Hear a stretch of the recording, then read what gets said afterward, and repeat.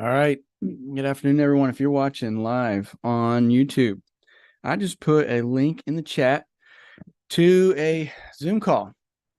And if you want to interact with us live here on Thursday, December 14th at noon, you can join us over here on Zoom. And after the episode's over, I'll stick around and meet, greet, talk with whoever might be available and wants to talk more about our episode.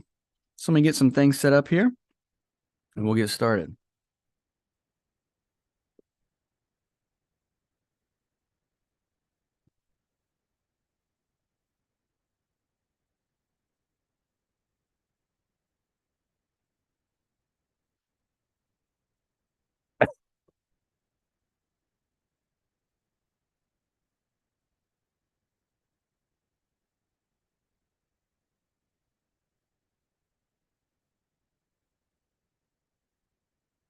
All right, welcome back to Increase. I'm Blake Anderson, and it's my honor to be with you here today for another episode of Increase. This is episode 48.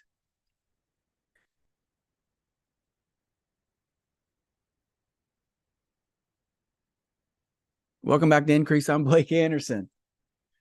Welcome to episode 48. Wherever you're watching, YouTube, Spotify, Apple Podcasts. If you ever want to join us live, we film these live on Zoom and YouTube live Thursdays at noon. Hope you join me sometime. Like to meet you. I got some questions for you. If you're a leader out there and you're hopeful for more, I've got some serious questions for you. We're going to figure out how much you really want to see increase in your life and how much you want your business to grow. So let me ask you, how committed to your success are you? How important is the goal that you're after? What will you do if your team or a member on your team doesn't do their part? You see, really the question that I'm getting at, and that I have to ask leaders very often, is do you want to win or do you want to prove a point? You see, I meet leaders often that have underperforming team members and they're frustrated with them and they want more for them, but they seem to give up and they expect this person to do something that they haven't been able to do. And though they say they want success, it seems to me like they want to prove a point that they're right more than they want to achieve the goal. So let me ask you, do you want to win? How bad do you want to win? How important is winning? How important is your success? Is it important enough to help your team get through the goal line? Or would you rather just be proven right while you're commiserating on your failure? So you're going to have people that you lead, they're not going to live up to the standard. They're not going to live up to the job description. You're going to be counting on them and they're going to let you down. And you're going to have to decide, do I want to have success or do I want to have someone to blame? Do I want to help them do something that I shouldn't have to? Or would I rather prove a point that my way is better? That's what you got to ask yourself. Do you want to win? Are you really committed to the results? Are you committed to your goal? Or you just want to be proven right? Because on your journey to success, likely you're going to face that question over and over and over again. And I'm going to tell you what, probably you won't be able to have both. You likely won't be able to win and prove your point at the same time. You're going to have to choose. How important is the victory? How important is this goal?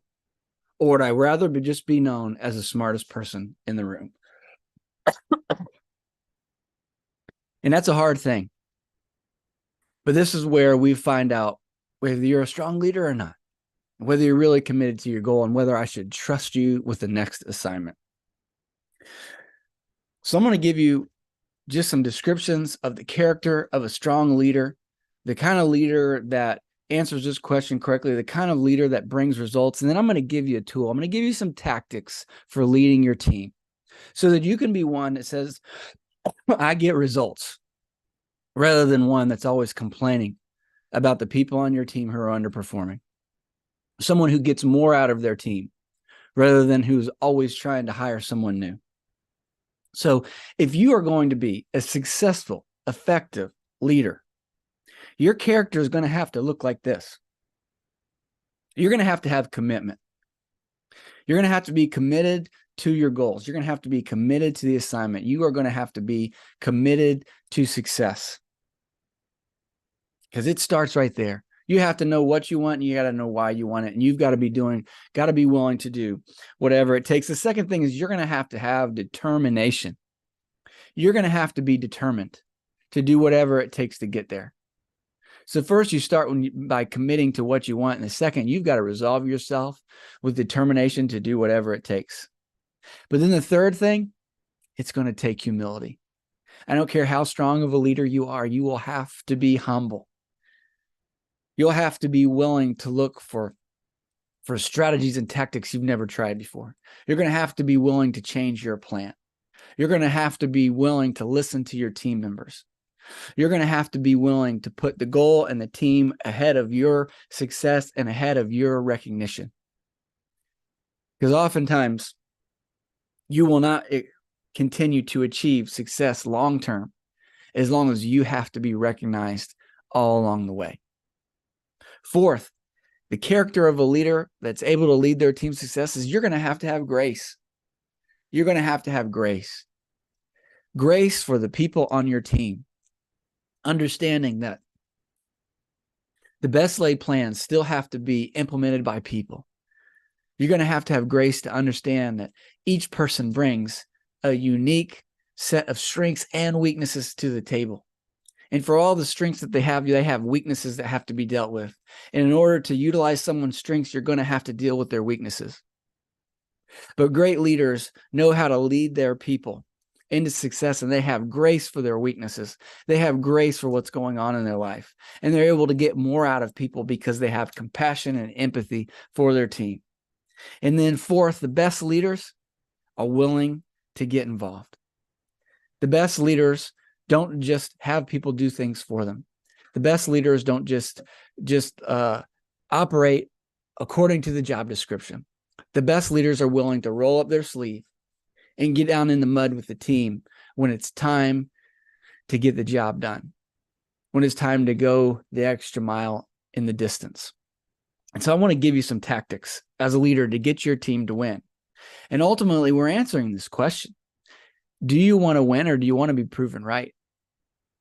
I just had a call with some leaders who have some people that they're leading who are well-meaning, good-hearted people who seem to kind of miss the standard of what's agreed upon.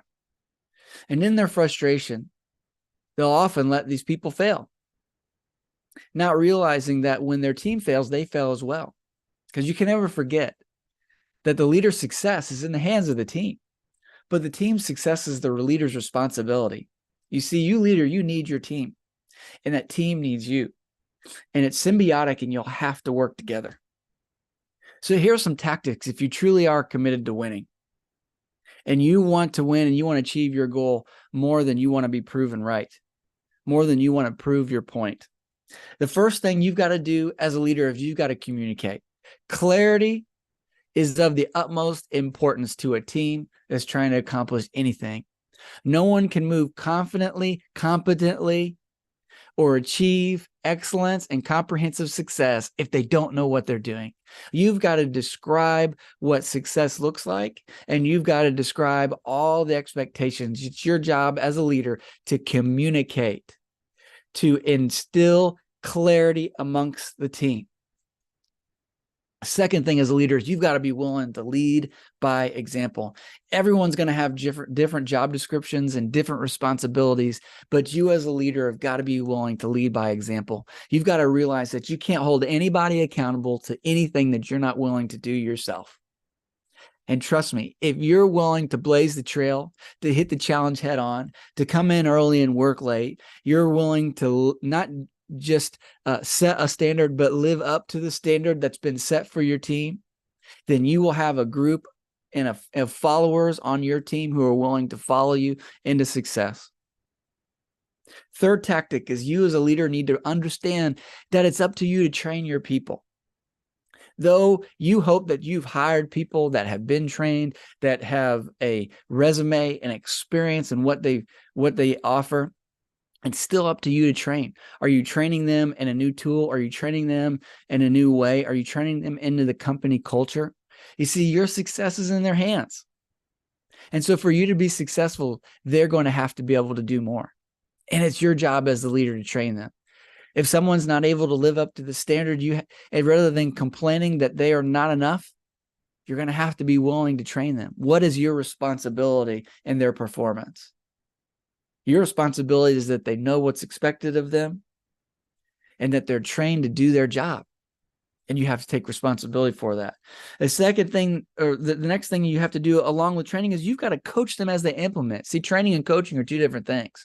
You got to train them in the skills they need, but just because someone is trained, you can't expect that they know exactly what to do. You can't expect that they can do everything perfectly after they've been given the list of criteria. You've got to be willing to coach them as they implement the things you've trained them on. That's where that grace and that humility is going to have to kick in. You're going to have to be willing to walk with them as they learn new habits, as they learn new protocols, as they stop doing some of the things that you're correcting them from. The next thing you've got to be willing to do is there has to be built-in accountability to your leadership. Built-in accountability. And my recommendation is that you have regular check-ins, that you either have regular meetings or regular calls where you're reviewing the results or you're reviewing the tactics that they're using. And it's built-in accountability. You don't want to be a leader who only calls someone when there's something wrong, who only brings them into your office when they want a reprimand, who only schedules a call to correct someone. You need to build in accountability to everything that you do so that you're constantly working as a team to make the small adjustments and corrections to get better results. The way your team functions needs to be like a GPS on a plane. Did you know that when a plane leaves Los Angeles flying to Hawaii and it's flying over the ocean, it's off course 90% of the time? Why is that? Well, the wind is always blowing that plane around.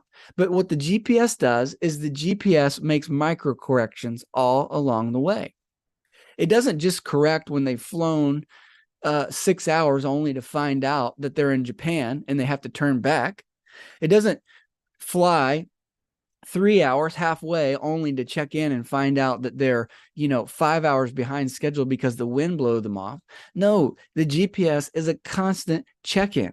It constantly checks to see if adjustment needs to be made. The same needs to be with your leadership.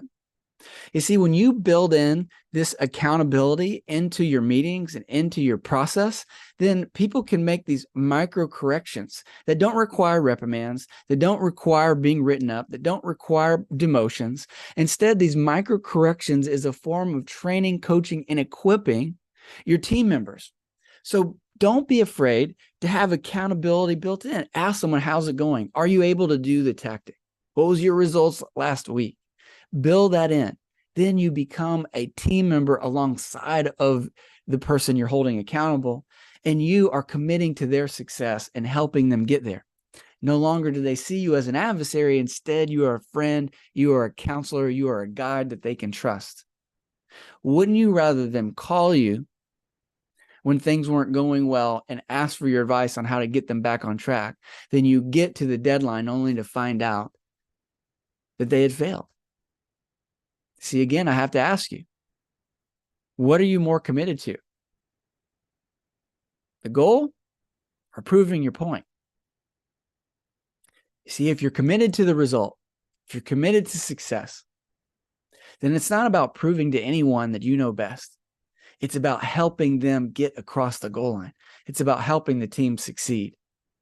And the reality is the best leaders understand that to get someone to really buy into a plan and to get them to be willing to commit to anything long-term, you've got to get their commitment, not just yours.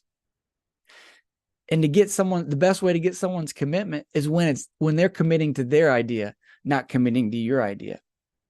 You see, if you've got to prove a point that you're right and they're wrong, they might nod their head, but I wouldn't expect that they've truly committed in their heart to the result that you've asked them to perform to. So built-in accountability is extremely important, and it's an important tactic. And so in our business, I have weekly meetings with our large team. We have weekly meetings with individual teams. And then I have weekly calls with my primary leaders, along with weekly strategy sessions amongst the executive leadership. Not because I love meetings, but because I understand the importance of the regular check-in. Constant correction is a team approach. It's not a reprimand. So we're working together as we're making improvements together. And then finally, the tactic that you're going to have to embrace if you're truly committed to winning is you realize sometimes you're just going to have to help. Sometimes you're going to have to get your hands on the project. Sometimes you're going to have to come off of your throne and get down on the playing field alongside of the playmakers who are making it happen. Now, I understand what you're thinking. You've helped people before, and it was more enabling than it was empowering. So let's talk about that for a second. Because there's a real difference between helping and micromanaging. See, we want to help someone in a way that they learn how to do something for themselves. We don't want to micromanage. And at the same time, we don't want to let them fail.